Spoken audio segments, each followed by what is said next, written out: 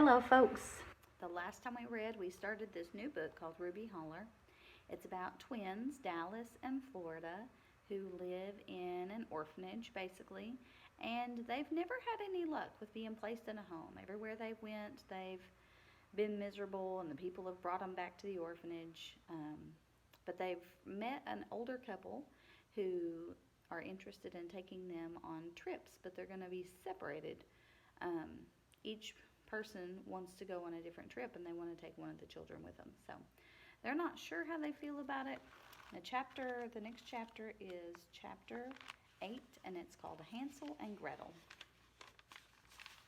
Dallas and Florida were squashed in between Tiller and Sari Morey on the front seat of their old truck bouncing along on the road out of town.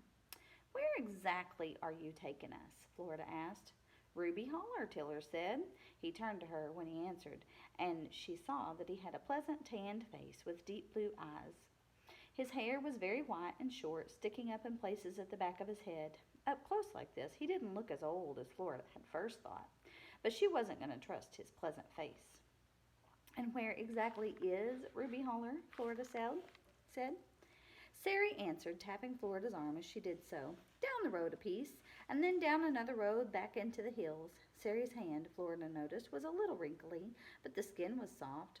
Florida wasn't going to be fooled by soft-looking skin. Florida whispered to Dallas, "Those creepy dreeps lived up in the hills. I hope it's not the same hills."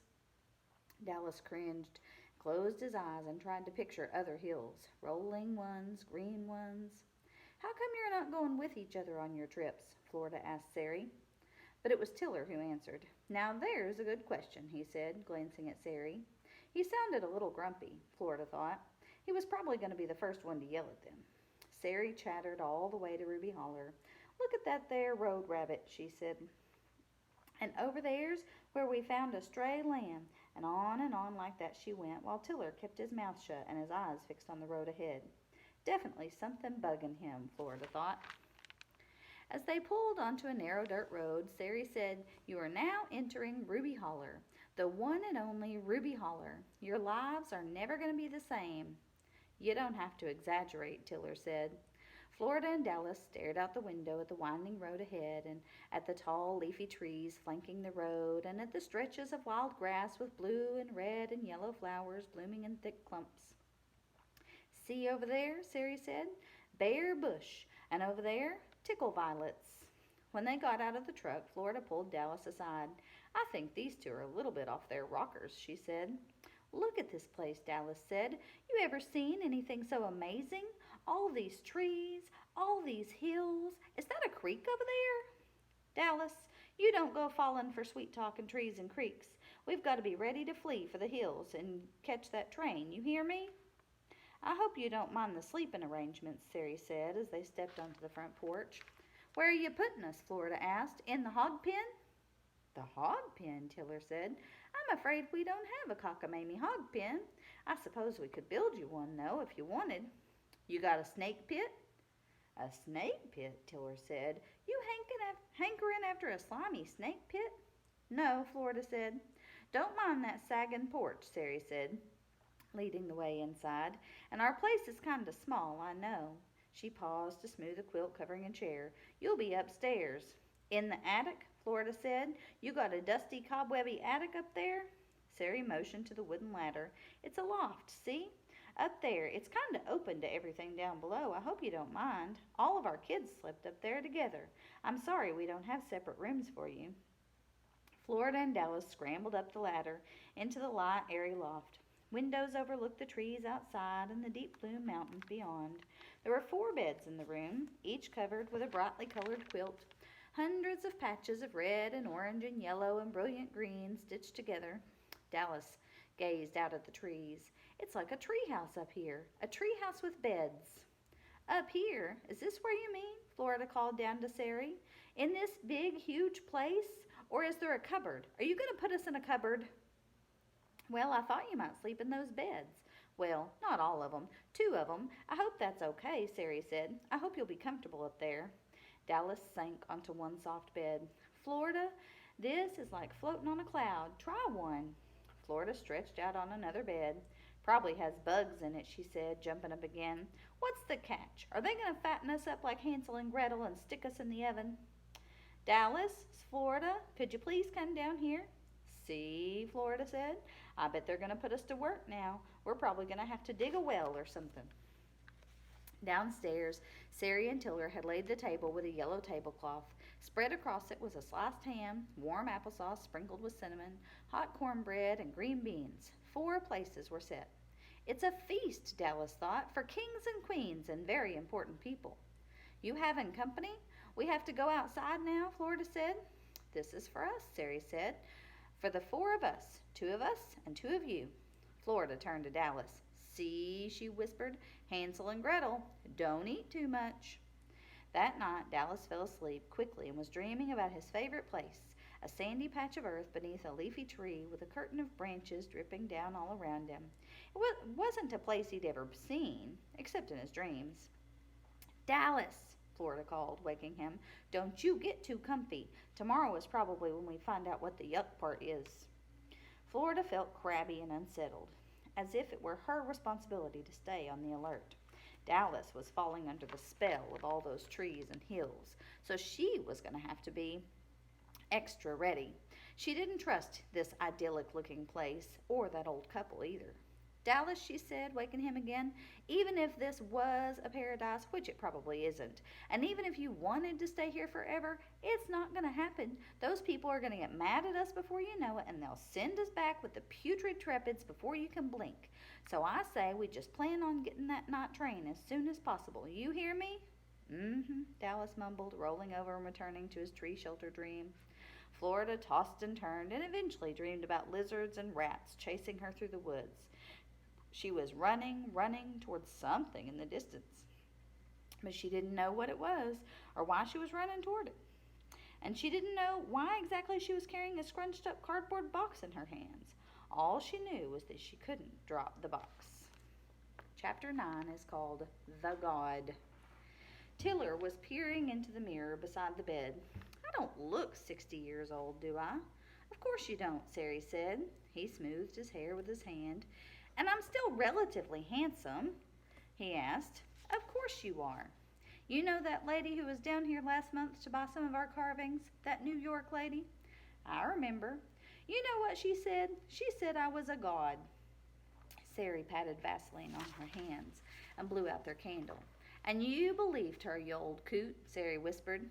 Tiller glanced toward the window at the leafy branch tapping against the panes. We should send those kids back, he thought. Sari should come with me down the river to the Rutabago, and then I should go with her searching for that stupid bird in Kangadoon. Maybe I'll suggest that to Sari in the morning. Maybe I will. Chapter 10 is called The Egg. Dallas was in the cabin kitchen peering at framed photographs on the wall. They were like puzzles. Something in each picture matched something else in that picture. And then something in that picture matched something in a whole different picture. In the first photograph he examined, the men seemed to have identical noses, long and thin. They all stood with their arms loosely folded and their heads cocked to one side. And in one picture next to that one, there were 2 plump women with that same nose standing that same way.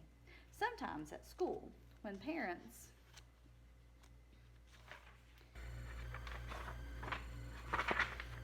meet their children at the end of the day, Dallas was startled to see how much some of the children looked like their parents. He'd look at a boy and his father standing together and think, so, that's what father looked like when he was little, and that's what the boy will look like when he grows up.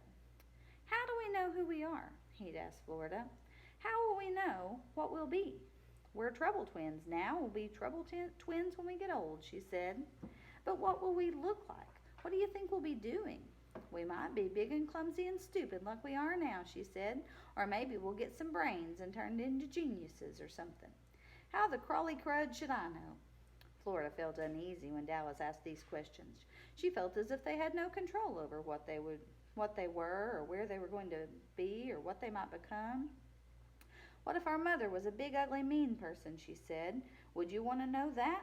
Would you want to know that you might turn into a big, ugly, mean person like her? She wasn't big or ugly or mean, Dallas said. She was wispy like a princess. But she was extremely smart, and you could just could do just about anything. She could paint and she could sing like nobody you've ever heard in your life. And yeah, Florida said, as if you knew. The screen door banged behind Florida as she entered the cabin. Dallas, look here. Look what I found. In her hand was a pale blue egg with tiny black and white speckles. Little bird egg, don't you think? She said. Dallas tapped it. Hold it up to the light. See if you can see anything in there. Florida held it in front of the window. Can't see anything except a sort of dark blobby thing. Let's keep it, Dallas. Let's hatch it. She raced up to the loft and put it gently under her pillow. Then she lifted the pillow and shook the egg. If I could just peek inside, she thought. She scraped one end with her fingernail. Then she cradled the egg in her hand, warming it. She squeezed a little. Crack. Gooey stuff oozed out of the shell. I didn't mean it, she said. A vague little memory popped into her head. She was maybe 3, sitting on someone's kitchen floor, smashing eggs, one by one. Smash, smash, smash. All of that lovely yellow goo. There was a jar of peanut butter, too. She could see her chubby little hand spreading it into the cracks of the wooden floor. Peanut butter was smooth and dark and slid into the cracks of the floor. Slap, slap, slap. Someone slapping her arm. I didn't mean it, Florida whimpered. Someone screaming at her. Slap, slap, slap, stinging on her arm and face. Who was that slapping person, Florida wondered. One of those trouble grown-ups. One of those people who sent me and Dallas back as if we were clothing that didn't fit. In the cabin loft, she stared at the broken egg in her hand, and with one mighty toss, she hurled it against the wall, and the goo oozed slowly downward. She grabbed the pillow from her bed and flung it at the goo, and then she snatched the pillows from the other beds and threw them, one by one, against the wall. Putrid egg, she said. Chapter 11 is called The Grump. Tiller still thought that Sari, and not the kid, should come with him on the river trip, but he hadn't been able to find a way to suggest that yet. Sari had greeted him in the morning with a kiss on his cheek. It's so nice having those kids here, don't you think? She was beaming and bustling around the cabin in a way that he hadn't seen in a long time. So much energy, she said. It's contagious. Tiller grumbled. What's eating you? She said, removing a tray of hot biscuits from the stove. Nothing. Well, quit being Mr. Grump. See if those kids are up yet. After breakfast, you and Florida can get started fixing up your dream boat for your river trip. She's been feeling a bit grumpy, too, so you two ought to get along well. Well, he thought, maybe the kid could help me fix the boat. And then when it's fixed, I'll tell Sari that she ought to come with me on the river. The kids could go back to Boxton. Chapter 12 is called Work. Tiller and Florida were in the barn. This here's the boat, Tiller said. It's in kind of sad shape, I admit. My father and I built it over 40 years ago. It's mostly a canoe, see, with this specially tailored back end so as we can hook a motor onto it. Tiller removed a tarp from the center of the boat. Those seats need redoing, and that trim, and there's a couple of leaks, and it needs a fair amount of sanding and varnishing. Wait a minute, Florida said. So I've got to rebuild this boat that we're going down the river in? We're going to fix up this rickety heap, you and me.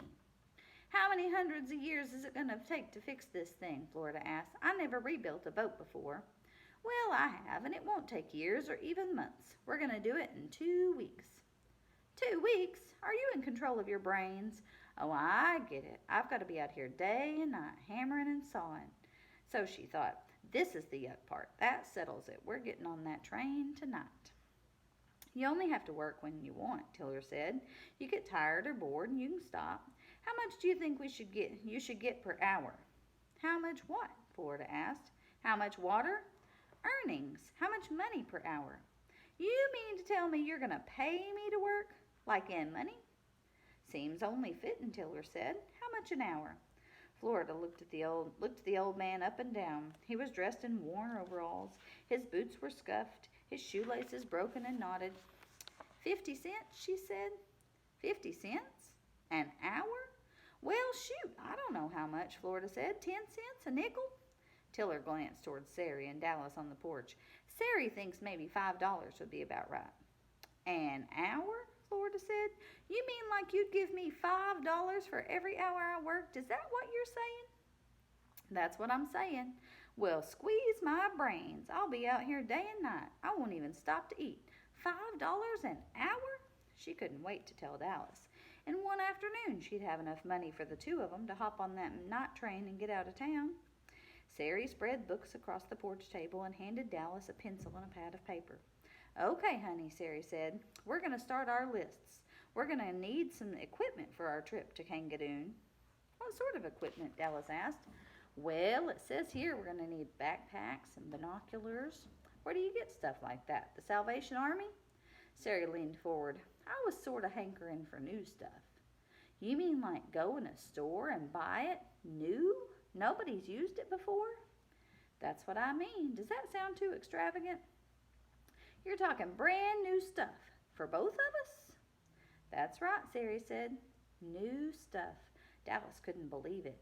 He'd never had anything new before. Well, maybe once when he and Florida were little. They'd been sent to the Hoppers who gave them new toys. But when the twins were sent back to the home, the Hoppers kept the toys. He tried to imagine new stuff, shiny and clean with that new stuff smell. He could almost see in his hands new binoculars. He could see himself up in a tree, scanning the horizon. Chapter 13 is called Gravy. When Tiller had paid Florida $20 for the first afternoon's work, she rushed up to the loft to show Dallas. We could leave now, she said, tonight. Dallas reached under his mattress and got out another $20. Look at this. I got paid too. It's a bundle. We're rich. He laid out all the money on the bed, smoothing the bills. You still think they're a couple of lunatics? To give away this kind of money, she said, to a couple of kids? Yep, definitely lunatics. Dallas stared at the money, smoothing it and rearranging it, holding it up to the light. He thought of all the food it might buy. Delicious food, sweet food, juicy and fresh food, not the bland, tasteless meals that they'd always had at the home. So are we really leaving tonight, Florida said. Are we really catching the night train? From down below, Sari called, Dallas, Florida? Is that chicken I smell? Dallas asked. Florida leaned over the railing. Yeah, dumplings too. I've been thinking, Dallas said. If we got this much money in one day, think how much we could get in 2 days.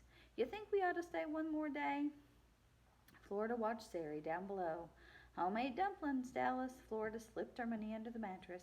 I don't see where another day with these here lunatics could hurt too much. Yeah, Dallas said. What's another day gonna hurt? We've been waiting on that train for 13 years. After dinner, Tiller was grumpy. That old well, that old bucket, I wish we had plumbing. I like that old well, Dallas said. Want me to get the water? Show me how. Outside, Tiller said, nothing much to it. Just hook this here rope to the handle, careful like, and then you lower it down. Dallas leaned over the well and peered down. Kinda scary black down there, he said. He looped the rope to the bucket handle and tossed the bucket over the edge. Wait, Tiller said, but it was too late. The bucket had come loose from the rope, and they heard it splosh in the water below. Bucket jumped off the rope, Dallas said. Got another bucket?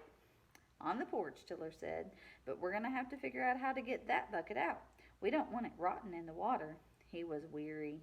I'm too old to be teaching kids how to do stuff, he thought. I did all this before with my own kids. Never mind, he told Dallas. I'll do it myself. Well, what about that wood? Dallas said.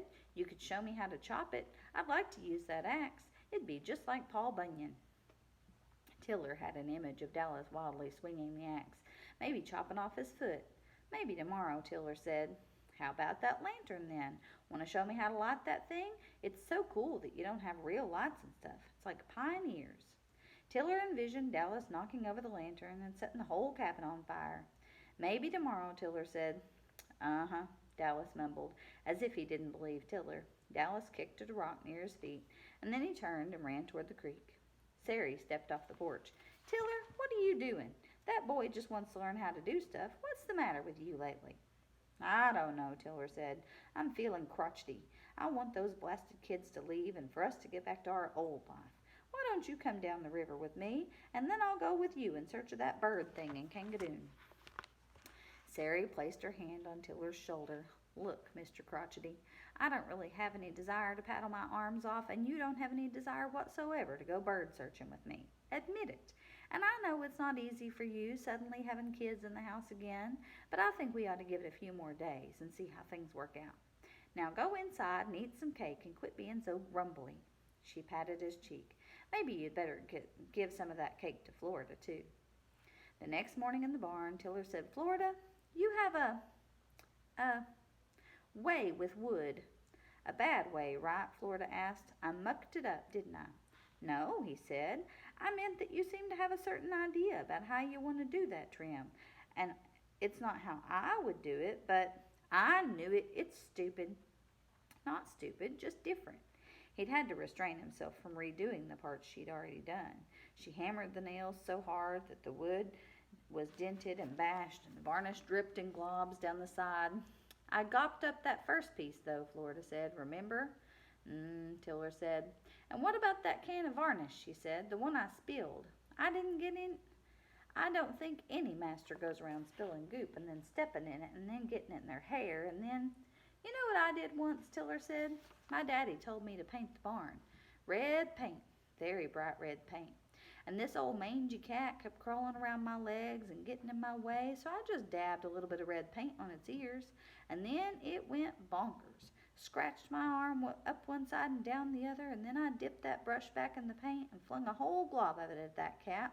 But the cat got out of the way, and instead I splattered the chicken. And the chicken came after me, pecking and pecking, and I dipped my brush back in and went after the chicken, but the chicken got away, and instead I hit the pig, and then, well, you get the picture. Pretty soon the whole barnyard was splattered with red paint.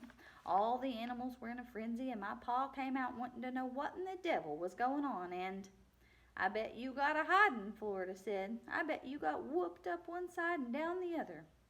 Well, no, Tiller said. That wasn't my pa's way. It wasn't? You mean he didn't tear you limb from limb and throw you down the spidery cellar? No. What he did was sit there on the fence with a piece of straw in his mouth, and he said, I seen a red cat running through the yard. Did you see that? Yes, sir, I said.